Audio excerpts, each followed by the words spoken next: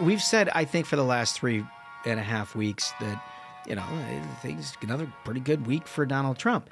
And part of that is polling. Part of that is, like you mentioned, the way things look, the way things feel, who's having fun, whatnot.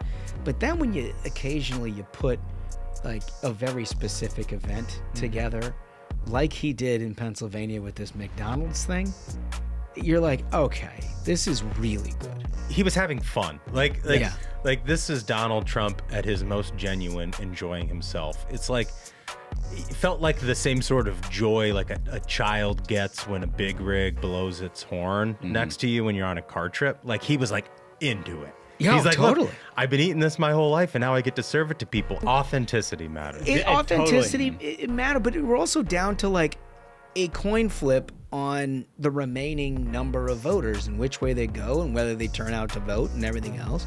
That kind of thing matters. Like, the left is having a heart attack. Yeah, because they're worried that it's going to humanize a man that they've caricatured for the last 8 years. Ladies and gentlemen, your attention, please. Just a catching strays over here. You're in for a hell of a show. Keep the faith, hold the line, and own the libs. It's time for our main event. Good Tuesday to all of you, and welcome back to the Ruthless Variety Program. I am Josh Holmes, along with Comfortably Smug Michael Duncan, John Ashbrook, left to right across your radio dial. We are getting into the thick of it, fellas. We are, how many days is it now? Got to be just like... It's like 2 weeks. 2 weeks, 2 weeks on the dot. Jeez. Well, look, feels pretty good. It does. What do you think? I mean, we were discussing this before we started recording, but I know it's not quantitative data, but you kind of look at the mental space of where Trump and his campaign are. It feels good. It's like the happy warrior on the campaign trail. And meanwhile, you've got the Kamala team where she's not in a great place. The campaign is clearly flailing. I mean, you couldn't ask for a better situation than that. Yeah, I mean, that's right. Trump is swinging a hot bat. I was talking to you earlier about this, Holmes. It like feels like that moment in 2016 when Donald Trump got all of those Medal of Honor recipients to go up on stage one by one and endorse him on live television as all of the networks carried it. And then he got up there and he was like, Hillary Clinton started birtherism and I ended it. Now let's make America great again. And it was just like the best punk. It was the best way to sort of use the media against itself. Yeah. Yep. And he's found a way to recapture that magic again in 2024. It's just amazing. Yeah, well, as great as he was over the weekend, the Al Smith dinner, the McDonald's thing, the Pittsburgh Steelers game, he was even better in North Carolina yesterday at the press conference where he stood in front of rubble and talked about how he would fix the problem that Joe Biden and Kamala Harris will not solve. Yeah, That's right. Yeah, just no question about it. The visuals here have been fantastic. I would say just ever since that vice presidential debate, there's one team that just sort of feels like they're on offense. Yep. And another team where they're dealing with, whether it's they're distancing from Biden, whether they're having internal problems with the poor Cindy Lou Who in Pennsylvania. Yep, it's all her fault. Yeah, right. There's just like always something. Yeah. And so, look, momentum is what momentum is. You can't quantify it, but you can certainly know it when it shows up. And there's no question in my mind that's what's happening. We're going to cover all of this from the weekend, what Trump's been up to, the McDonald's, the Al Smith dinner. We're going to get to all of that stuff. And we'll do a little horse race update, maybe give you some numbers. There's some things out there about, early vote and whatnot. There's not a lot to be totally known, but there is some stuff that is very interesting. We're going to give you some of that too. But first off, hey, listen, Friday's deal that we did? Yeah, our Boy, special Friday episode. That was kind of a hit. Yeah. It was a lot of fun, and the audience, like, I love, when we would have like a brief moment, like if Ashbrook's got to run to the bathroom, where I can just look at the phone, look at chat, and everyone was getting involved in chat. We really appreciate everyone showing up in there. It was a lot of fun, and the numbers are terrific. So we're gonna keep that going. I love that our first live thing where there's absolutely no cutting, whatever. Ashbrook's like, I gotta go, dude. Well, there's nothing I could do. You know what I mean? You're just in the moment. You don't want to slow down heading into the show. Yeah. Nothing you can do. That's live show. That's a live show. That's live TV? But you fellas, Business. what you fellas did in making up the difference was admirable. Well, what a colleague. What a colleague. We appreciate it. You only took a little bit of a rash for it. It's okay. I always do. All right, so let's start off with the fun. And the fun is, we've said, I think, for the last 3.5 weeks that, things another pretty good week for Donald Trump. And part of that is polling. Part of that is, like you mentioned, the way things look, the way things feel, who's having fun, whatnot. But then when you put like a very specific event together, like he did in Pennsylvania with this McDonald's thing, you're like, okay, this is really good. It's not just, sort of a little bit good. It's good. And then he also drives the contrast between, Kamala, who says she worked at McDonald's, and there's all kinds of controversy about whether she already ever did. So he goes to McDonald's and does his thing. If we can put up graphic 1, which I think almost everybody has seen. What a shot. Now. Look at that shot. It's like a Norman Rockwell painting. It really is. It really is. This is according to New York Post, wearing a red tie and apron, the former president served up some fries and political shade against his rival in a behind-the-counter stint at McDonald's on Sunday, which drew a monster crowd to the Feasterville Trevose. Is that the way it is? Trevose? Seems like that's right. Feasterville Trevose fast food restaurant. McDonald's has long been one of Trump's favorite chains. That I can attest to. Yeah. Right. He is a customer. Right. He did ads for McDonald's back in the day. The Grimace ad made its way around Twitter this weekend. He was having fun. Like this is Donald Trump at his most genuine, enjoying himself. It's like, it felt like the same sort of joy like a child gets when a big rig blows its horn next to you when you're on a car trip. Like, he was like into it. Yeah, he's like, totally. Look, I've been eating this my whole life, and now I get to serve it to people. And some of the moments he was having there, at the drive-through window with voters and stuff, it was just gold. There was one specific moment where this gentleman and his wife pulled up, and Trump hands them the food, and the guy was like, "Mr. President, thank you so much. Like, you spend time with us ordinary people." And Trump says, "You're not ordinary. You're not ordinary at all." You know what I mean? Yeah. Like, Yeah. Yeah, it was like the best episode of Undercover Boss. Without being undercover even a little at bit. all. No, Yeah. Like, holy shit, it's Donald Trump. Yeah. Yeah. I mean, there's an amazing couple of moments there. But I mean, just the visual, and then, they took you behind the scenes to watch him work the fryer and all that stuff. And I think, like, look, you've watched people do this at like the Iowa State Fair. And there's always something a little forced to it, right? Where even people who are naturally inclined to sort of be in the habitat of flipping burgers and doing whatever, it's all like, okay, you see, I'm doing it all the right way. It didn't feel like that at all with Trump. That was not the case. It Like, didn't when he feel was like at that the at fry all. machine, like a pro. He's doing it. And then, like, the little comments he was doing, he was like, "See, hands don't touch anything. Everything stays clean." I was like, And he was telling it to the customers at the drive-through as well. It's like, doesn't touch a human hand. Yeah. I was surprised. It's like, I made it myself. Yeah, he doesn't like germs. No, he doesn't. But it's just, look, it's just a good, and again, that kind of thing matters. Look, we're down to Authenticity matters. authenticity. Totally. It matters, but we're also down to like a coin flip on the remaining number of voters and which way they go and whether they turn out to vote and everything else. That kind of thing matters. Like, the left is having a heart attack. over Yeah, this. because They they're are. worried that it's going to humanize a man that they've caricatured for the last 8 years. Yep. And they don't want the voters to see that Donald Trump. But in my mind, that makes it better. Yeah. I mean, when the left loses their mind, you're over the target. And I got to say, like, 100%. if you like politics, and I know we all enjoy politics, we like watching it, this is a special time because we are never going to get the opportunity to watch Donald Trump 2 weeks out, the master salesman, the showman of American politics, on his A game ahead of an election again. Yeah. Well, he's doing a hell of a job. Here's a little sampling from the left. Put up graphic 2. This is hilarious to me. Like, they just can't ignore it. They can't. They can't just let the ball go by. They So- have to try to swing at the pitch. That's it. That's it. This Bernie Sanders Yeah. staffer, this former guy, he posts this thing and it's like, Trump did not work. The place was closed. It was a stunt, but not reported as such. But I want to do a fact check. They're like, yeah, the guy who your team has tried assassinating like 3 times. Maybe the Secret Service wanted to check who is coming through the drive-through first and shut down the place. Dude, it's like the drill tweet. It's like, don't put in the newspaper, I got mad. I am not mad. No, it's true, but imagine also being such a hard-on where you're like, I mean, yeah. it was closed. closed. Yeah. That's not an authentic exchange. He didn't even clock in. He didn't even. Well, meanwhile, they probably did more business than they'd done if they were open. Dude, the place was mobbed. That location is going to be swamped for weeks. I bet. Oh, I mean, what a great idea from the McDonald's side of things, too. Yeah. I mean, breathing a little life into that old brand. Yeah, and he got the certificate, Master Fry Maker. Did you guys I see did that? He see was that. presented with a legitimate certificate for someone who can make fries. I mean, he was crushing it on the fry machine. And a lot of people pointed this out, but if he can get McDonald's ice cream machines to work, the guy gets 50 states. Yeah. If he puts that like as campaign promise, because he had that place humming.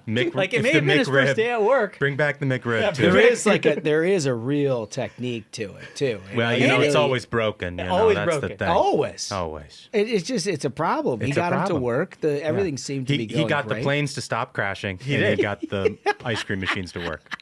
So Newsweek wasn't even done with the lefty stuff. They also posted their own little and graphic 3 here, if you wouldn't mind. This is my favorite. This is so good.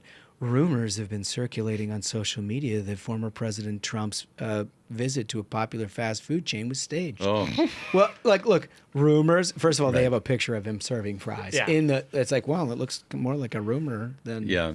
And also that they're reporting on, they're like, there are some rumors. And Newsweek is now reporting on rumors. But like, Yeah, I mean, what did they expect? Did they think he was going to fill out an application to work there and wait for his interview? And How do they think anything works? Right, it's a campaign. When Kamala shows up at some diner. diner, Yeah. do you think honestly anybody who ordinarily goes to that diner would be sitting there eating breakfast? Like hell no. It's all just a bunch of Democratic activists that they ship in and try to have a normal interaction with the Yeah. lady. Like anybody who, first of all, I mean, what would you do? You're just like sitting in it, you're having your normal breakfast, and all of a sudden you hear that Kamala Harris, this guy, you get the fuck out I mean, of there the dead giveaway every time is that they always have cell phone video before the door opens. I don't if we're know. Walking Oh, yeah. in, and it's like, what? You had your phone ready already? Yeah. I don't know, guys. I got a sticker from a journo buddies here. I think Newsweek is going to win the Pulitzer, thanks to their reporting on Trump at McDonald's. Well, underlying all of this was, of course, the Trump campaign pointing out that, she said she worked at McDonald's as one of her first jobs, and the corporate company said they couldn't verify it because the records don't go back that far. But they've actually done next to nothing to try to verify whether she did or not. Like, if I was somehow in this position as a nominee for a major party running for president, and someone's like, "You never worked at Foot Locker," I go find one of those people. yeah. You know what I mean? Yeah, I'm calling up mom and dad, and I'm like, go to the basement. Yeah. Open up the cardboard boxes. Right. You gotta find that referee jersey. Find the referee jersey.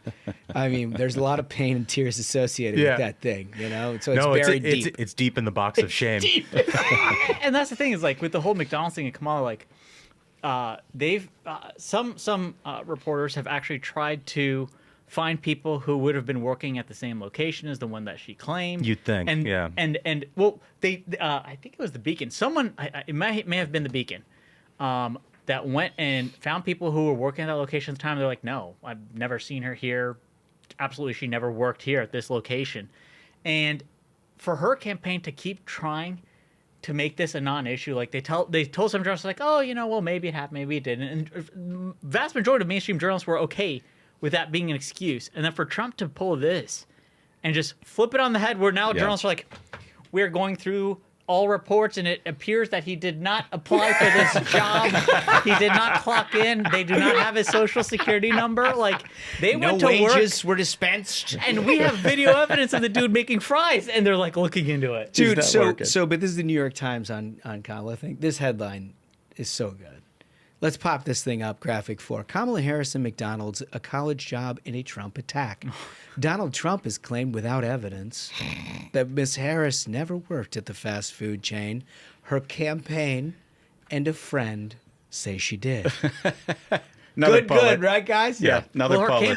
campaign, her campaign and a friend is all the evidence that the New York Times needs. So I read this story and I just couldn't help but laugh because this friend is like the girlfriend from camp that doesn't go to school here. It's her friend. It's her friend from living in Montreal who like heard the story secondhand from Kamala's mom. It's like the most tenuous of things that could ever be somewhat verified. And it's like, you didn't talk about this until 2019 on the campaign trail when we ran for president. Yep. It's not in your memoir that you wrote that also featured all of your early jobs from when you were at Howard University. Yep. Not this McDonald's job that just sort of poof. It was Joe Simonson at the Free Beacon who actually dug through and did all the actual work of a journalist on this and found zero evidence she ever worked there. And the New York Times was like, well, the campaign and her secret friend from Canada claimed that she did. That's good enough for us. Well, we were talking about it this morning, and Lee Wolf, our resident Californian, pointed out that when she lived in California, the place where she lived was like, what'd you say, an hour from this location? She'd have to pass about 6 other McDonald's to get to the one. Yeah, Lee said she'd have to pass 6 other McDonald's just to get to the one where she claims she worked. In Alameda. Yeah.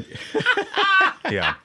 It's so good. But listen, the excuse is fantastic. Mm-hmm. We should just start trying to apply it to almost anything. Like anytime somebody accuses me of something, I'd be like, well, my campaign and a friend say I didn't. What are you going to do?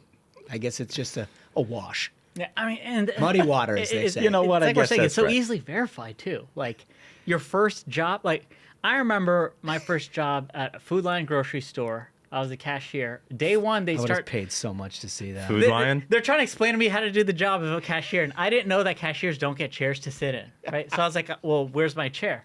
And they're like, "No, you stand." I was like, I stand here for like 8 hours. Yeah. Are you being for real?" It's humbling. And so for like 10 minutes, and like I wouldn't bag groceries either. Right? The best part So, is like, I tell the he's been customers- this way the whole time.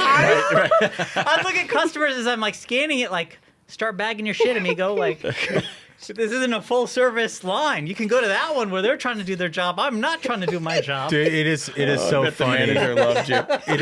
It is so funny when you get that first job in like the service industry or retail or something like that, and how like ill prepared you are sometimes for that job. Like Totally. you know, like like the Italian place that Yeah. I worked at, my first job.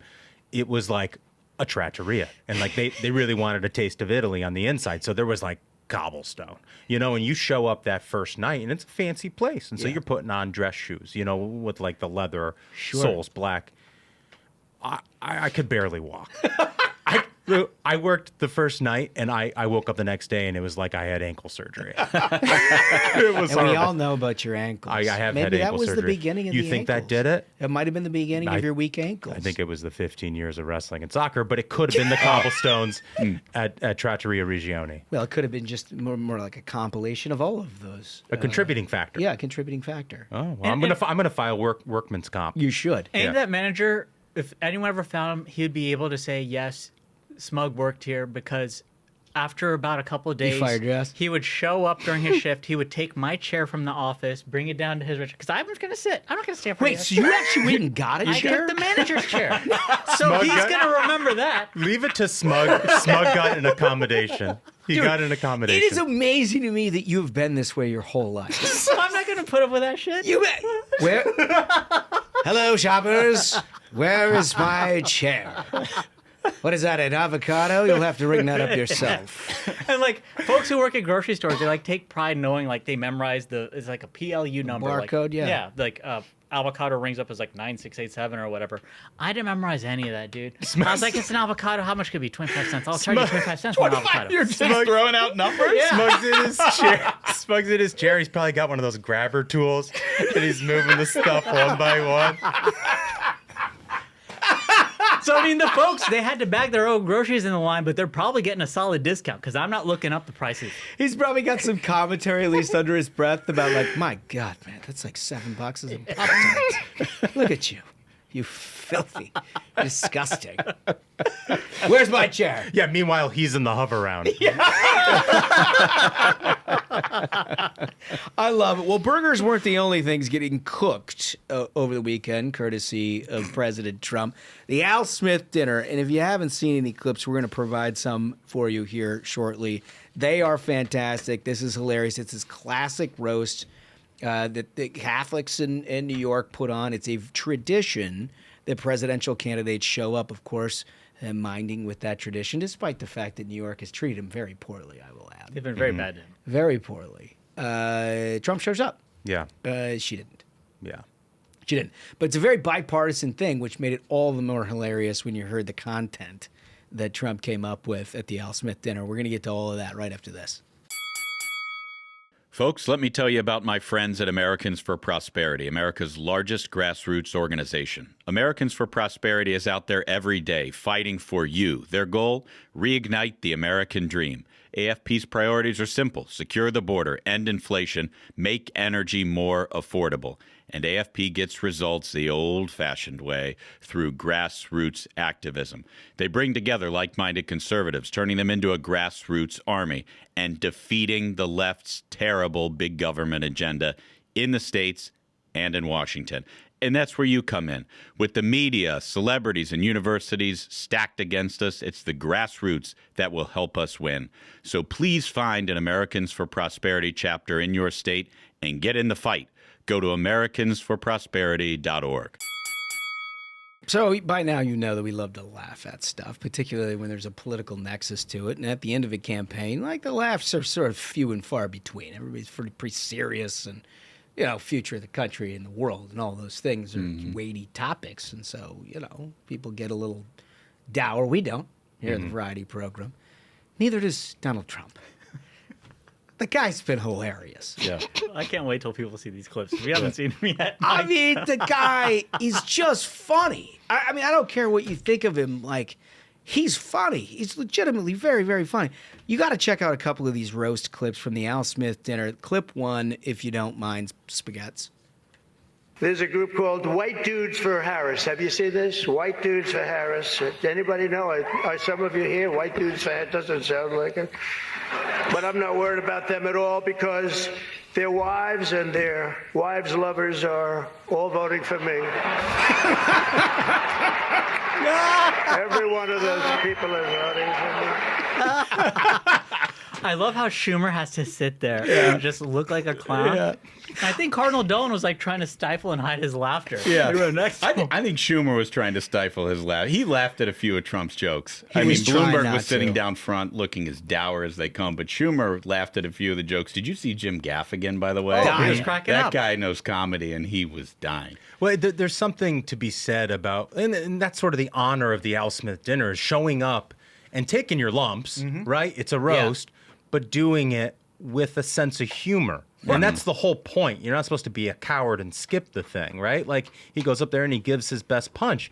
But, like, what I love about him is that, like, he can go into a staid environment. Like, Letitia James is on the dais. Yeah. You know, behind him. And he's just cool as a cucumber telling jokes. Yeah, I mean, this is all the people who have meant him nothing but ill will. Right. And, like, he's just telling cuck jokes. Literally.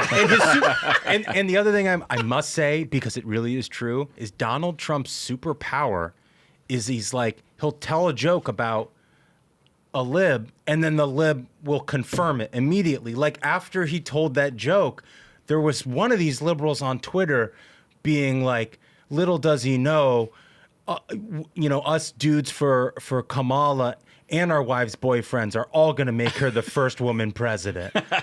And it's like, bro, why are you doing that to yourself? Dude, whoa, you didn't get the joke. It's like you have a humiliation fetish. Like, stop. He roasted you. And, You do. And also, like, when's the last time a candidate skipped this? Because, like, even Hillary Clinton showed up to Yeah. this. And she's got no sense of humor whatsoever. So for Kamala to skip, I can't remember the last time a presidential candidate Well, didn't think show about up. that internal meeting, right? I mean, poor, like, Cindy Lou Who has been blamed for all of the Right. troubles that they in the preceding week. And then they're going through, like, the schedule, and they're like, hey, she's got to be funny. And, like, the Cindy Lou Who's of the writer's side of that are like, fuck no. I'm not doing that. Like, there's no way I'm going to get the pen No, they for Kamala being pre-recorded. They pre-recorded a skit with Molly Shannon from SNL. Oh, it's so painful. So, like, Molly Shannon is in character as, like, what was that, something superstar? It's like a Catholic schoolgirl thing. So It was I think, like an early 1990s 90s thing. So, like, Yeah. they're definitely playing to the Gen X elder millennial audience, which I get, but like that hasn't been on television for 25 years. But number one, number two, she doesn't carry any of the jokes. She's not doing any of the heavy lifting. Exactly. Right. Exactly. The whole point Molly is to Shannon, embarrass yourself a little. when she was on Saturday Night Live, she was funny. Right. As soon as you introduce Kamala into the conversation, nobody's laughing anymore. Right. It was the worst video I've ever seen in my life. And Did no good. And she thought that was going to help. Well, first, and then second of all, you have to think about the draw that Chuck Schumer had on this particular seating arrangement at the Al Smith dinner. Like at some point, I mean, you always want to be closest to the podium. That's a big thing. He probably fought for that for a number of years, and he was successful in this endeavor. But now he's got Donald Trump sitting there, right? So he's got he knows he's on camera at all times, and Trump knows he's on camera at all times. And so Donald Trump decides to make a little fun of that. Let's take clip 2, please, begins. Coming and very, very strong a certain way. I won't tell you what way that is, but Chuck Schumer is here looking very glum. Doesn't he look glum? He looks glum. But look on the bright side, Chuck, considering how woke your party has become. If Kamala loses, you still have a chance to become the first woman president.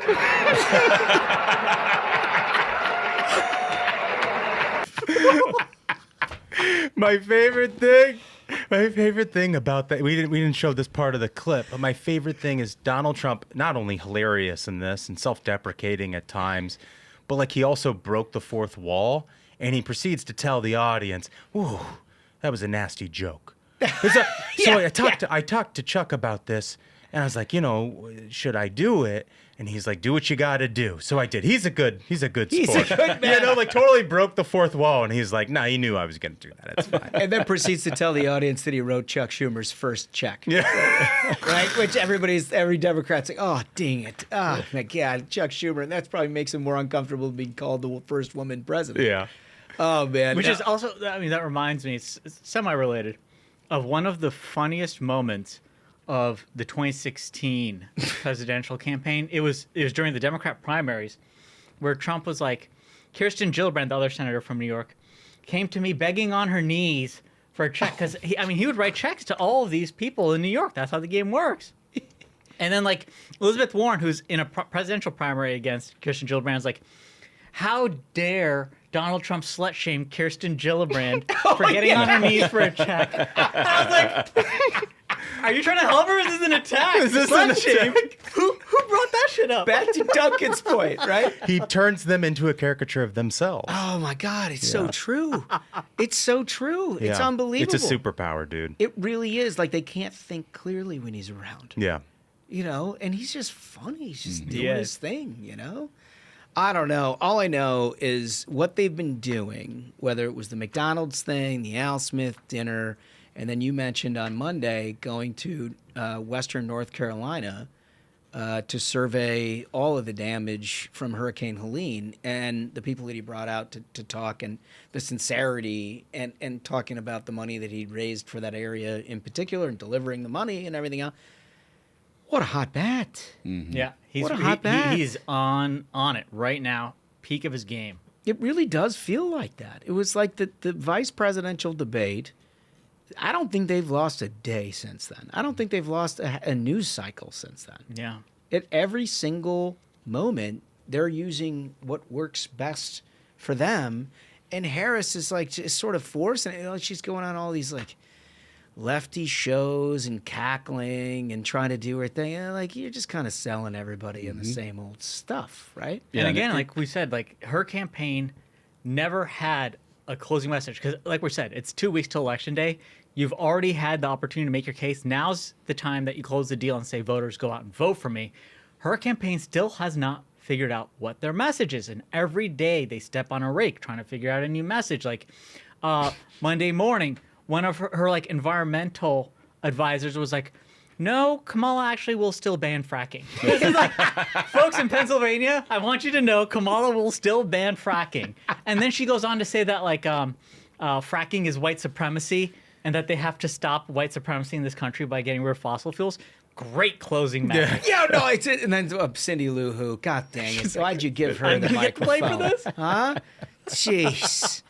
Well, so listen, it opens up our question of the day, which, as you know, we read all of these. You guys have given great input. I can't wait to get to last week's questions today because you've got some really thoughtful stuff. But our question for today, look, every campaign, as you mentioned, they go through a closing argument. What is it? Go vote for me and do this, that, and the other thing.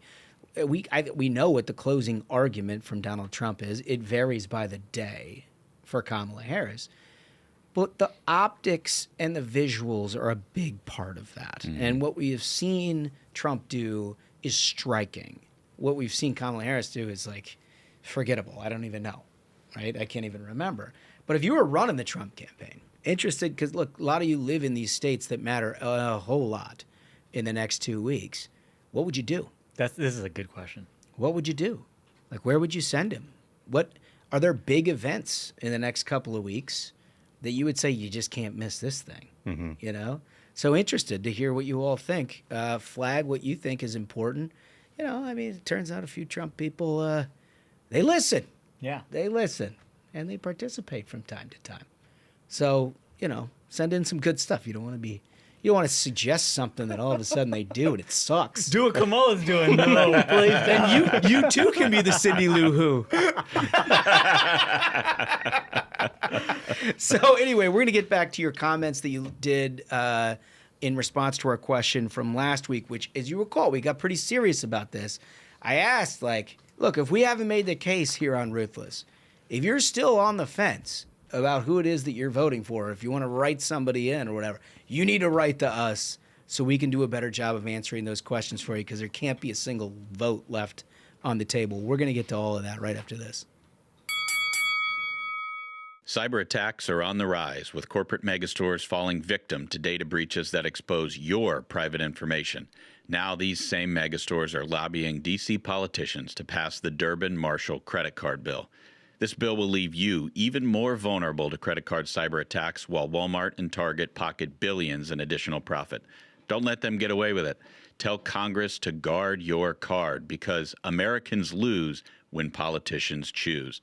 Learn more at guardyourcard.com.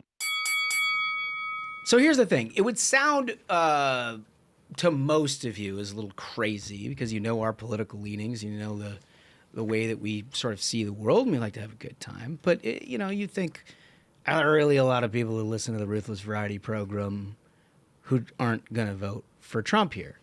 Truth is, when you got 5 million people who listen to you in the last few weeks, there's a whole lot of everybody. Mm-hmm. There's a whole lot of everybody out there, and we want to make sure that there's not a single stone that's unturned here. Mm-hmm. So we did. We asked the question, like, if you're not sold yet, what do we need to do to help make the sale?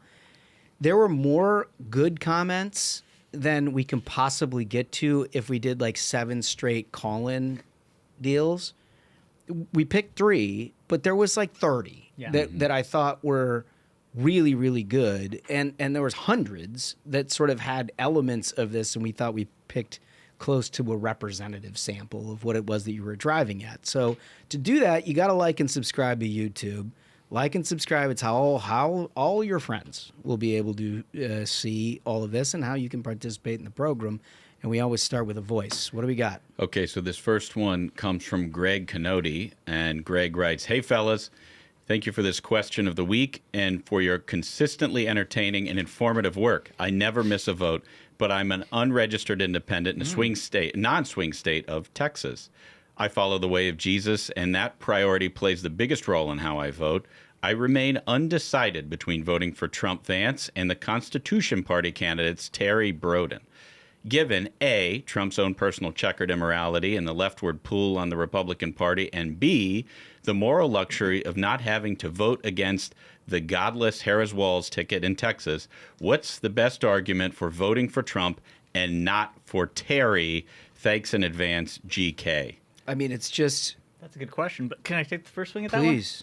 So, Terry is not going to be elected president. There's no chance that Terry becomes elected president, so Terry will not be able to put any policies into place that matter to you. There's an incredibly high likelihood that Trump is elected president if we get every possible vote for Trump that we can. Yeah. And your vote for Trump would put someone in office who, as we've seen, like, we don't have to theorize what a Trump presidency would look like. We already know what the Trump presidency looks like. And I can assure you that aligns with your own personal beliefs and goals as a Christian far more than anything that Harris and Walz are going to do. I mean, I don't need to tell you, you've probably already seen it. Someone said Jesus is king at a Harris rally, and she had him kicked out.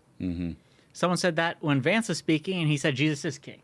So I think it's fairly clear to see who most aligns to you, especially in the context of who actually has a shot at being president. Yeah, no, that's such a great point, Smug. And I will just simply say that if you want to save this country, vote for Trump. If you want to send us on the road to communism, don't vote for Trump. I mean, it's as simple as that. It's a binary choice. Yeah, I mean, if you want to vote against, as he writes it, the godless Harris-Walz ticket, vote for the person who's most likely to beat them and stop them.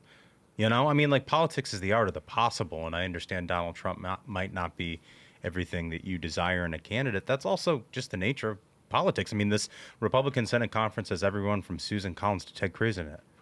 You know what I mean? Like, it is a broad tent because broad tents are governing majorities. And, you know, so there's no politician who's going to deliver for you 100% of what you want all the time. It's just, you know, I think we got to lower our expectations sometimes for politics and take 80% of what we want because it's just better than zero. Well, that was always the old Reagan maxim, and it does apply to everything because it's an imperfect science in terms of you're not going to find somebody who is like, that's almost, I mean, I guess some people do, but you're not going to find it's like a godlike figure and the other is trash. I mean, everything is about aligning the majority of your interests versus the majority of your fears and your concerns about the country. And if you look at this particular election, like, look, sounds like a really values-driven guy. You got one candidate who's got a 4-year record of doing things like, I don't know, putting strict constructionists on the Supreme Court. In terms of the values that you hold dearest, probably the biggest victories that you've ever had in your lifetime came as a result of just that one action. Just that one action. Whereas conversely, you look on the other side of it with Harris-Walz, and I know you're not in danger of voting for them, but like Walz is signing bills into law in Minnesota that believes in like abortion in the 9th month, right? And you're like, your constitutional party person is fine. I'm sure this is a fine guy, but it's what we call a nuisance candidate, right? I mean, if you're going to do that, just write your mom in. This isn't a serious candidate. That's not a serious campaign, and that's not a serious party right now.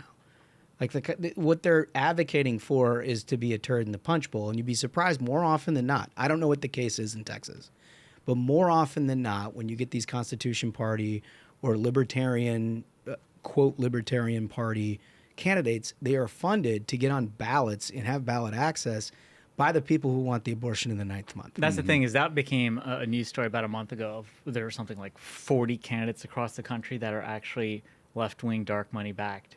Yeah. Put them on the ballot to hope that, hey. And like, I don't know if that's the case with this particular individual or not, because I just haven't done the homework on it. But I can say that happens a lot. It happens in Senate elections. Certainly has happened in presidential elections. Ballot access for like multiple party conservative sounding things are more likely than not to be administered in some part by left-wing dark money groups in an effort to try to just parse off 1 or 2% from a Republican Party ticket. They've done this for years, and they've done it to some success. So don't be a victim. Like, I'm not saying you're being naive about this, because it sounds like you put a lot of thought into it. And if you're listening to the program and you're still concerned, like, you're putting a lot of thought into it, and I love that. But they prey on the concerns of good people like you. And know that you have to feel good about where you're at. So they want to give you a lot of options that may sound better than what you're comfortable with. But the reality is you either get Donald Trump with the Supreme Court or you get like the 9th month guy. And one other thing I'll add is that 6 months ago, there was a serious third-party candidate. His name is Robert F. Kennedy Jr. And what did he do? He endorsed Donald Trump. Yep. Yeah. Yeah. No, I mean, look, I'm glad that you're tackling this, because there's a moral piece of it that some people still have qualms with, and they want to wrap their mind around it. But look, it's the larger piece Yeah. of society. What direction are we going? Well, down? right. And You it's know? to borrow from Barack Obama and change it a little bit. The arc of history is long, but it bends towards owning the libs. But it's one election at a time. Yeah. Moves our country in the right direction. Yeah. You don't get everything at once. So get on board for the big win. What do we got for comment 2? We have Joe Brown, realtor. Okay. Joe writes, to your question of what you haven't covered, you've covered all the major points. I'm curious as to the, quote, number of former Trump staffers who say they can't vote for him. Who are they voting for? Certainly can't be Harris. Maybe they say one thing in public, but the ballot box is anonymous. A different point about the election. Some people only view the major offices as the issue on the ballot, yet on the ballot are a number of amendments. And in Florida, where I live, there are 7 amendments to the state constitution. I believe some people, maybe a lot, just mark yes on all of them, thinking they are on the ballot, so they must be good. Fundamentally, I'm against amendments to the Constitution if the issue can be handled by a law. I am not sure how widespread this issue is, but I wanted to share my concerns. So second part first here, I agree with you. I really hate when legislatures outsource their job to the voters. You're elected to represent people and pass laws, and if those laws don't work out, you should be held accountable at the ballot box. I don't think we should do referendums on everything. But, it is what it is. Every state's different. I don't know that everyone just marks yes on it. If you ever have a question about what the amendments are and you don't feel like you've done 100% of the research before you go and vote, find someone for a sample ballot. Yeah, ask what the Democrats are doing. Ask what the Democrats are doing and do the opposite. It's the best. It's the best. Yeah. In the county that I live, I really have to salute Yeah. the local Democratic Party because they show up like clockwork, whether it's early vote or election day vote, with a sample ballot for me to review. Yeah. And they opine on all of the questions, not just the candidates, about where the Democratic Party of my location has weighed in. And I simply check the others. You got to just do the opposite. Well, what I've always noticed on that Democratic ballot, because Holmes and I, live in the same county, that Democratic ballot, sample ballot, never tells you all they actually just, they want all your money for all these things. Yeah. They're going to have to raise your Referendum. taxes and stuff. And it seems like, I don't know, every election they somehow need more for everything. For everything. There's always a budget shortfall. And so for my fellow North Carolinians, there's a helpful thing you can do is you sign up for the state party's email, and they've already sent it out, and they will keep sending it out, and you can even request it, a sample ballot, and it says, here's what it does, here's what it does. Here's who we think you should vote for the state Supreme Court. Here's why. The guy I'm voting for state Supreme Court, I know that he's a veteran. I know he puts criminals behind bars. I'm happy to vote for that. So that's always really helpful. For the first part of the question of these former Trump people who come out, I can give you the reason why they're doing that. It's money. You want a gig on The View? You come out and say, well, I was very concerned about Donald Trump. Oh, you mean for the 4 years you worked for him and didn't bring up any concerns? And only when you wanted a contract on TV you're concerned? There's a lot of money to be made in this grift of being like, I'm a former Republican and I'm against Trump. I mean, they're lined up. Well, if you want to be a media person or get involved in higher education, entertainment, or something like that in this country, you're absolutely right. That's true. I do think there's a second layer to it. And look, there are some people who we have great respect for on the Variety program, served in the Trump administration, just don't see the world the same way that we do. But it's a little bit like asking everyone who's ever worked in an office place if they had, sort of a uncomfortable end to their employment. They're going to have a hard opinion that isn't necessarily shared by everybody, but their own personal experience. And they're voting and they're talking in the way that their own personal experience reflects. It's not necessarily the reflection of everyone. I mean, we all know somebody and worked with somebody where we worked at a really great place and they did not have a good experience for a variety of reasons. Like they couldn't cut it, it made some decisions that they didn't jive with the leadership or whatever, and they left in a huff, and they were upset about it. And so they felt the need to tell the world on the back end how shitty their experience was. That plays a role, right? It doesn't mean they're bad people, but it's in a personal experience.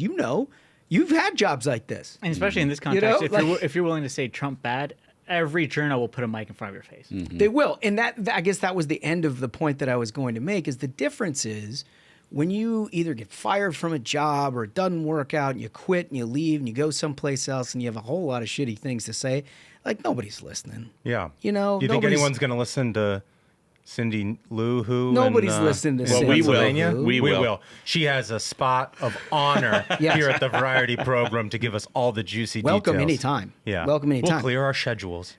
But these guys, is particularly if you're an actual name that served in the Trump administration, if you're even like having a bad day and just reflecting poorly on your experience, you're going to have a microphone and a camera. CNN will go live. And they're going to take all of your thoughts. And even if you change, you know, like, look, I think Bill Barr is a good example of this, right? Former AG, did an admirable job. I'm a big fan of Bill Barr. Bill Barr was extremely concerned about the post-election 2020 stuff, said as much, went on record to talk about all kinds of different things. He's ultimately supporting Trump in this election, right? But it didn't erase everything that he had to say in the moment a year or two ago when he was most upset about all of that. Consider the fact that he went through all of that and felt the way that he did, and he's still supporting Trump, right? So you don't get, my point is you don't get to go back to those people like on election day and be like, so what are you really going to do? They just have the clips that they're playing all day on CNN and in Kamala Harris ads and everything else about the worst things that they've ever had to say. And then conversely, I'd also like to add that Kamala Harris has had the highest staff turnover of like nobody's concerned. They get no microphone. And they get no microphone because they know if you talk to all the people who work for her, they'd say the same thing, that, oh my God, she never listens. She blames us for all of her mistakes, but they don't get airtime. Well, and the media has sort of made it into this thing where it's like, you support Donald Trump, it's loyalty to this man. I've never felt that way. I've always thought of it more like, I don't know, millions of Republicans like me voted for him and made him our nominee, and you know, as good Republicans, we should support our nominee. Yeah. You know, it's like only in the Donald Trump era did it suddenly become this like fascination of cable news green rooms that somehow Republicans shouldn't vote for Republicans. Right. It's like, God, cry me a river, you fucking babies. That's totally right. And like you were saying the other day, Ashbrook, it's like during the Obama administration, the good guy Larry Sinclair never got any airtime. Right. Nobody ever asked him for his story. If you haven't heard it, we're not going to give it to you here at the Variety Program. You're going to have to Google it, and it's all jokes here at the Variety Program. But it's a good one, so you should check it out. Smug, what do you got for comment 3? Comment 3 comes from I'm Serious Productions. They write, to Josh, Michael, John, and of course Smug. There's one key issue I think hasn't been highlighted enough, and it's something that could be a knockout blow to Kamala's campaign: housing. Kamala's plan to give $25,000 to new home buyers is a classic Band-Aid on a bullet wound approach. Yes. The real issue is the severe shortage of homes, largely driven by overregulation. Simply giving people more money without addressing the supply side problem is just going to increase the demand and drive prices up even higher. So my question is, why aren't we seeing more focus on this from Trump's campaign this time around? It's a clear, common sense solution that would expose Kamala's empty promises. If Trump's team really leaned into this and highlighted the difference between actual problem solving versus Kamala's empty gestures, I think it could resonate with a lot of voters, especially those struggling with affordability. Thanks so much. If you get around to my question, I'd love to hear how you take on it. You guys are fantastic, even you, Smug. Love you, but we all know those frozen fish weren't fooling anyone at the fishing derby. So they tasted better than the fish. That's a great question. And look, housing has become a much bigger issue this time around, in large part because inflation has contributed such a massive impediment to what was already a horrible marketplace for young Americans. I mean, look, we grew up in this era and knew how difficult it was to buy your first house. I mean, it felt like you had to be super successful to do anything in order to achieve like the lowest rung on the ladder to get to buy a house in the first place. And I think that the way that is different between, like you said, Band-Aid and a bullet hole is exactly right. 25 grand. Congratulations. Where the fuck are you going to live? The price just went up by 25. Yeah, now it's 25 grand more, right. and that's all of it. The way the Trump campaign has been handling this is to talk about expanding the net worth of Americans, expanding your buying power, expanding your wages. Letting you keep more of what you earn. Letting you keep more of what you earn, and understanding that the more government decides to dole out 25 grand checks to people to buy a house that's 700 grand, that's just coming out of your pocket the first place, out of your taxpayer dollars, and then they give it back to you in an inflated marketplace, and the 25 grand is now minus 25 grand when it comes to actual practical impact. That's democratic economic policy. That's what they do. And the way that Trump has looked at this is to try to talk about people in terms of real terms. Like, what does it mean for your pocketbook? What does it mean to have more money in your pocket, whether it's through taxes, whether it's through economic growth, whether it is through a fair trade policy? All these macro things that a president can actually do, he's talking about. And I mean, it's just Kamala's plan is such insanity to begin with. When, like you had mentioned, Holmes, inflation plays such a large part of the cost and unaffordability of housing, where it's producers are also having to pay more, like the price of wood to build a house, the price of labor to build a house. And then for a government to throw $25,000 to each person buying a house to cause more inflation, which first off, that $25,000 gets tacked instantly into the price of the house because they know, oh, he gets $25,000. That means I want to sell my house for $25,000 more. It's free money, right? Yeah, I don't think we've gotten into the specifics of this policy proposed by Kamala Harris because it's such a target-rich environment on issues of the economy and inflation. And this kind of can get rolled up into that. But when you're making an argument, a sort of global argument to undecided voters, it's tough sometimes to get granular into one thing because the overarching message is the same regardless, and it's going to convince more people. No, I think that's right. But if you look at, look, the people who are talking about who are being predominantly affected by this are 25 to 40, right?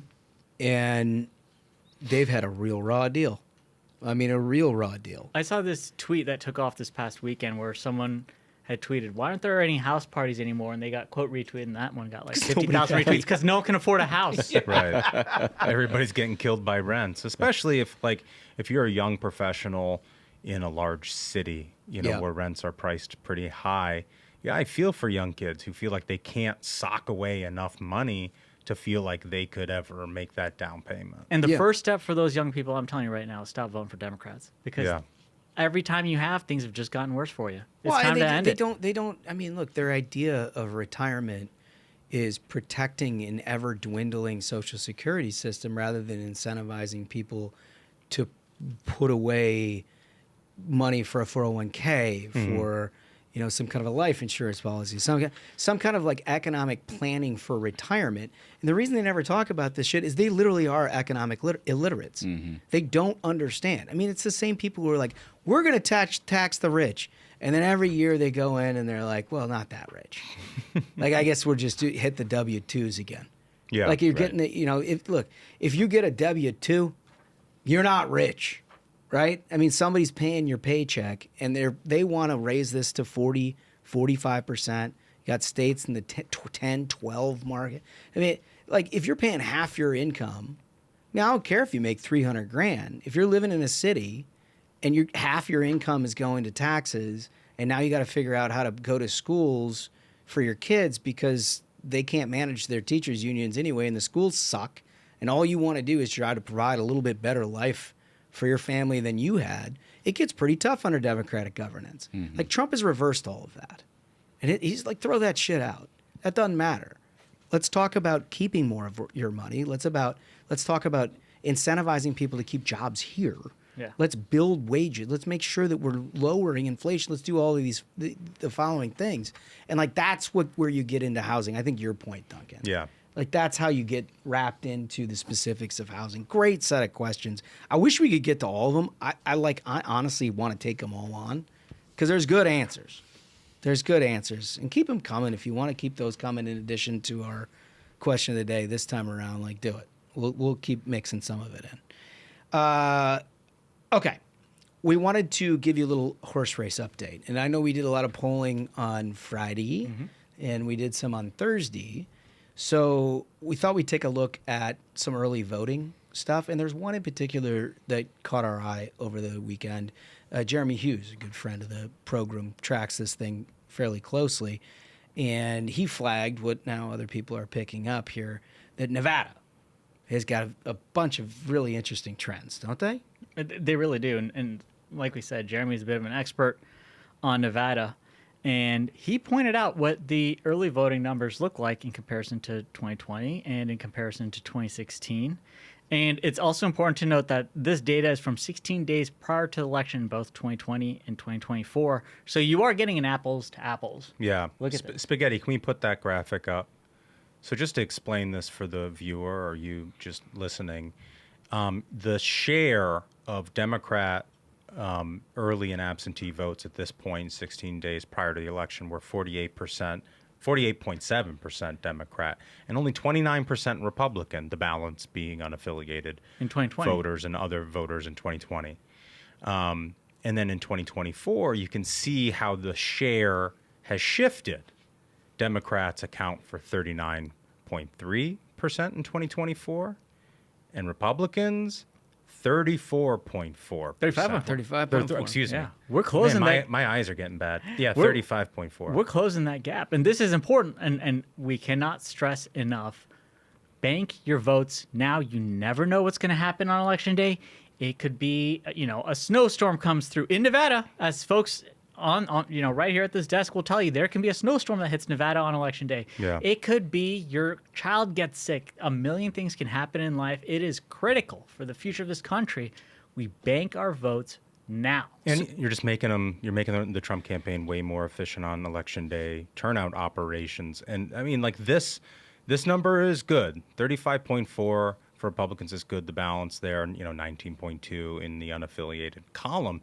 But like Democrats do really well because it's a mail-out ballot state, as we all know, and they do really well in those absentee by mail ballots. But as the early vote in person starts to roll in, Republicans tend to get stronger and stronger and stronger. And historically, as Democratic operatives will often say, there's this like blue wall in Clark County that they sort of like trying to run up the score in early vote.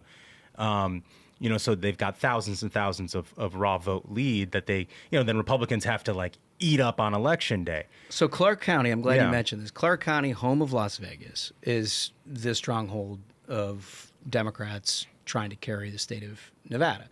They have Reno, they've got, Carson City, they've got other places, but really the raw votes just come from Clark County. And when you say it's a union town, it's like everyone working at those casinos is The unionized. culinary. Culinary. Ralston Soleimani's favorite. True. So, but here, this is from this weekend, just Clark County. With mail and early vote counted, last weekend, the statewide first day of 2020, Democrats had a 40,000 vote advantage based on registered Democrats versus Republicans. 2024, 1,721. Mm-hmm. 1,721. I mean, we're talking about a 38,000 vote difference. This is something the Trump campaign has emphasized. A lot of people who were skeptical of early vote and mail have turned around and are putting efforts, and you get the Elon Musks of the world and all of their efforts. This is something that Republicans have changed. If the first weekend in Nevada is any indication, people are starting to get this. Yeah, and it's not just in Nevada, and it's not just the Trump campaign who's emphasizing early vote. Right here on the Variety program, we've been preaching it since day one, and we got another comment from a friend in North Carolina. Christy wrote, "Hey fellas, worked a shift as a poll observer this afternoon here in Nice. North Carolina, and we had over 150 people come through. Thanks for pushing me to get involved." That's awesome. That's it. We get a lot of those, and I can't thank you enough. Keep sending those. Like, it lifts our spirits, honestly. Like, we love to do this, but every time that we start to get a little bit like, oh, boy, here There's we go 2 again. weeks left. We're hanging on by a thread. We get one of those, and we're like, hell yeah, let's go. Let's go. So, I mean, look, in the end, roughly twice as many Republicans as Democrats showed up to vote in person on Saturday in Nevada. That's a departure from patterns prior to the implementation of universal mail voting, which, of course, is a Democratic thing. When Democrats typically outperform Republicans. But it is early. And they got a lot of votes to go. reason for optimism. Also a reason to get off your as Trump said. Yeah. Yeah. Get Right? your fat Harry, ass to the Harry, poll. Harry, get your fat ass up there. But like, go do it. Go vote and make sure this thing is a no doubter. No question. He's so funny with that. Swamp the vote. That's what needs to be done. Swamp the vote. This weekend, he was looking at some woman. He was like, "Tell your husband to get his fat ass off the sofa and get to vote." She was like, "Yeah, okay, I'll do it. It's so good. So look, conversely, on the other side, as we were talking about, like the narratives just aren't that great. Here's another story from Fox News. Harris abandons Biden in final weeks before Election Day. Not just in the final weeks. Kind of like abandoned him when they kicked him off the Pretty ballot. much abandoned all along. Vice President Kamala Harris has no plans. I underscore that. No plans That's something. to campaign in person with President Biden in the final weeks of Election Day, according to reports. Harris has attempted to distance herself from Biden's presidency in recent weeks, and the White House and campaign officials confirmed her lack of plans to appear with Biden, according to NBC News. And you know what, pal? She is not the only Democrat distancing herself from another Democrat. Bob Casey has no plans to campaign with Kamala Harris in the state of Pennsylvania. Yeah, I also saw this just horrible clip of Senator Tester Oh, yeah. out there in Saw that Montana too, where yeah. they're like, well, you said that Kamala Harris was a proven leader in 2020. You endorsed her for vice president of the United States. Why haven't you endorsed her here in 2024? She's running for the big job. He's like, well, I'm running for re-election. Dude, it's the perfect. I don't know if you guys remember this, but Just the cravenness. back in 2010, it was the 2010 election, so it's probably like 2009-ish. Arlen Specter, who had been a 36-year Republican incumbent in the Senate, was talked into leaving the Republican Party and joined the Democratic Party by Joe Biden, essentially. And Pennsylvania was struggling. He ended up like voting for the stimulus package and the Obamacare nonsense and all that stuff. And so it made it easier as he was a part of the Democratic conference. But he was asked point blank, because he ran in a primary against an actual real Democrat, why would you do this? And you could have come up with a million, like, oh, Republican Party. I didn't leave the party left me. Yeah, you could do all those kind of things. And he was like, I did it to get reelected. That's how he talked. I did it to get reelected. And the thing is, you're seeing this now in a lot of races. Like Ashbrook said, Tammy Baldwin trying to be like, well, I'm kind of support Trump, I think. And then Bob Casey's doing the same thing of like, I think I support Trump. Like, they are all seeing what's happening out here. Yeah. And I want to add, in this whole thing of Kamala Harris has no plans to campaign in person with Joe Biden, I know for a fact folks in the White House watch this show. They get mad about it. Hell yeah. But here's the other thing for you folks in the White House. Kamala Harris is doing this to your boss and to you guys. She thinks you are clowns. And you're really going to take that? Yeah. That, like, all the work you guys put in, and Kamala Harris is like, I'm not going to campaign with them. They're a bunch of, like, third string clowns. Are you going to take that? Yeah, no. Pick up the phone and call one of Ashbrook's journo buddies. Yeah. And No, just not on his journal background. buddies. Call the conservative journalist. Call someone at the Free Beacon. Calling Let him him know. Call variety Joe program. Simonson at the Free Beacon, or call us. Sounds like And they're we will air out everything you want to say. We're free speech advocates. You people in the Biden White House don't deserve to have Kamala Harris, of all people, treat you like this. She You've been already treated kicked Joe off poorly. the ballot. She thinks you're a bunch of clowns. Tell us about it. Very poorly. We'll listen. Yeah, they've treated him very poorly. Very poorly. Yeah, no, we're here for you. You guys want some variety? Yes. Always. All right. So it turns out, you know how we hate animals. Turns out we hate animals. So, according to the New York Post, a New Jersey hunter who set state record by killing a 770-pound bear has been clawed with backlash. They hope the next bear kills me, they say. Can we put up graphic 6? Yeah, look at this. Look at That's that a behemoth. bear. Good Look for at that him. thing. Wow. 770. That's a bear. So a New Jersey bow hunter Wait, did he hit that thing with the bow? Yeah, he killed a 770-pound black bear this week, setting a state record. Is getting pounced on and for slaughtering the creature. Brian Melvin, 39, told the Post on Saturday that people have found him on social media and even tracked down his phone number to express their hatred. I've received various messages and calls telling me how bad of a person I am, and they hope that the next bear kills me. They hope another hunter mistakes me as a bear and shoots me. And people telling me that they're going to string me up and gut me like a bear. So this is a tough situation for these libs. I have a question. So they want to start all their meetings and such with land acknowledgments. I acknowledge that I am in New Jersey. It is the stolen land of this tribe. What do you think that tribe was doing with their bows? Yeah. Yeah. That's what this guy's doing, except the bear is a menace. They went for target practice. Yeah. He took this thing down with a bow. With a That bow. is impressive. Well, so that's the thing is he shouldn't get harangued for this. You should be getting a Presidential Medal of Freedom. There should be a parade. I mean, a 770-pound bear, and if you're shooting a bow, what do you got to be? 40 yards, maybe 40 yards. Yeah. From a bear that can kill you, and even if you are in a tree blind or That something, thing's it coming can at you. climb. Yeah. Yeah. You Yeah, got there's to no be. escape. You got to be accurate. It's pure balls to take a Yeah. 770-pound bear. Right. He should down get with a a ticker bow. tape parade. They should put the bear in the bed of the truck, and Yeah. everyone just salutes this dude. Look at the size of this bear. Listen, that is why we here at the Ruthless Variety Program have started something called People for the Ethical Treatment of People. Yes. We're looking out for guys like Brian Melvin who have brought in trophies like this gigantic bear, and we want to celebrate them. So keep sending us stuff like this. I mean, this is from the New York Post, but we get a lot of pictures. We get a lot of comments from people who are doing good things like Brian is doing, and we want to stick up for you here. We may have a new petition with a merch line of people who are interested in the People for the Ethical Treatment of People. Yeah.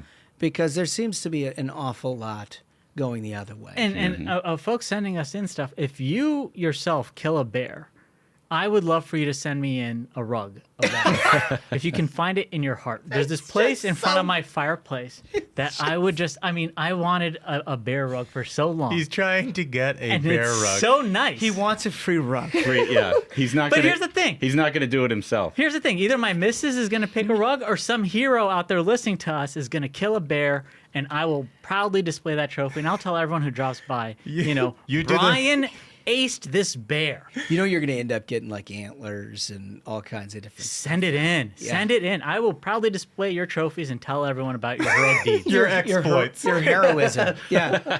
Put staple a little story on the back to make sure that he has it right. Yeah. That's so good. Oh, it's so good. All right. So did you guys see the Steelers game on Sunday night? Yeah. I did.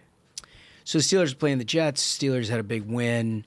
That crowd in Pittsburgh, it gets rowdy. They're good fans. They travel well too. Yeah. Pittsburgh. The folks there are great. I wasn't happy with the team's ownership, but continue. Wow, you're just. They didn't put Trump on the screen. They They didn't put Trump on the screen when he arrived. They don't control that. The team's owner does. He bought the place. He'd say, put the damn president on the screen. Well- and he didn't. And they chose not to. By and It's the large- Heinz family that owns it, right? No. It's the Rooneys, and they're pretty good people. The Rooneys. They're pretty good people. So I'm surprised to hear Well, that. they should have put him on the screen. I think they probably would like to redo that if that is in fact the case. But I will say they didn't need to. And you know why they didn't need to? This young gal right here in clip number 3. There is a woman Oh boy. This is why you subscribe to the YouTube. in Steelers gear from head to toe who looks like she may be smuggling a couple of well-ripened cantaloupes. Oh my God.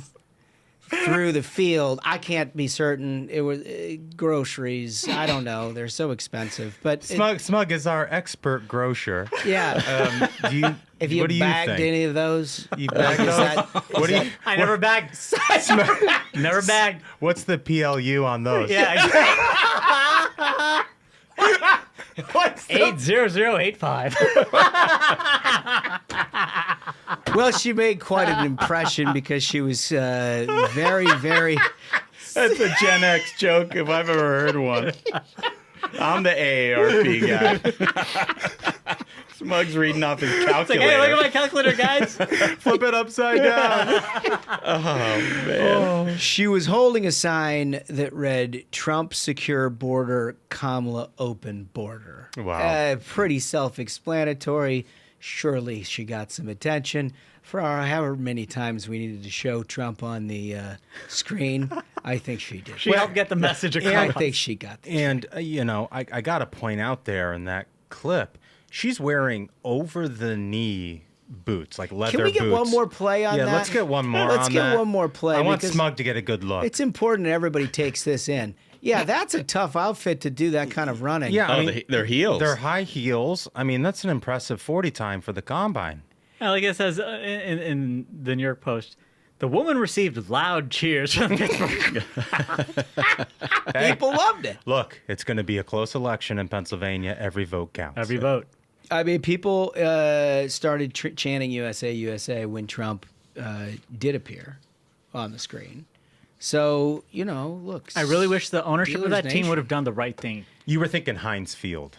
That's what you were thinking. But still, they didn't put him on the screen. Oh, you just read that they did. No, they did. They didn't. I was told by people at the game that he wasn't put there once. Well, he arrived. Poso had it. Aaron Wexler, friend of the program, was like, they didn't put him on the screen. Is that right? That's right. Well, I heard that people went nuts when they saw him up in the suite. He started waving, and the entire stadium just lost their minds. They should have had him do the coin toss. Like, let's be serious. That would have been a good idea. Well, Steelers spokesperson clarified that Trump was a guest of a suite holder and not the team. So, perhaps that would have. I'll tell you what, Taylor Swift shows up to the game, they'd put her up right. Yeah, Right? It's true. But not the guy who's going to save the country. Well, Disappointed in the ownership of that team. Very disappointed. he had a nice Sunday, huh? Grilling, just doing a little fry cooking at McDonald's, and then you roll to a Steelers And you watch game? ball? It was like the Man. best day you can And have in that's Pennsylvania. No And- wonder he's having a great time. And the Steelers just rolled. yeah. Trump walked into the stadium, and they just throttled their opponent. That happens. It happens. So, listen, if you remember our question of the day, if you were the Trump campaign and you had a closing message locked in, what would you do? Where would you go? Where do you need to be in these last few weeks? You never know. Maybe they might take you up on your offers and make sure that they're good. Again, they can't be bad. If they're shitty and they take them up, I'm not going to be held responsible. I'm passing that on to you. Like and subscribe in order to get those things in and to show all of your friends what it is that we're up to. Thank you to all of you, by the way. There's been literally millions of new people that are watching the show and interacting with the fellas and having a great time. We're having a blast with this. We're going to keep it up 3 days a week. Remember, Friday at 8? Is that what we're doing it? Yes, it is. Yeah, Friday 8 p.m. at 8. Eastern. 8 p.m. Eastern, we're going to do it again, but we've got a Thursday program before then that we're going to be giving full-throated effort to. So with that, fellas, I think we did it. I think so. Absolute banger of an episode. Gentlemen, thank you so much to all our listeners. Like Holmes said, like and subscribe. And also remember, early voting has begun. You don't know what happens on Election Day? Get those votes in now. So until next time, minions, keep the faith, hold one on the libs. We'll see you on Thursday. Stay ruthless.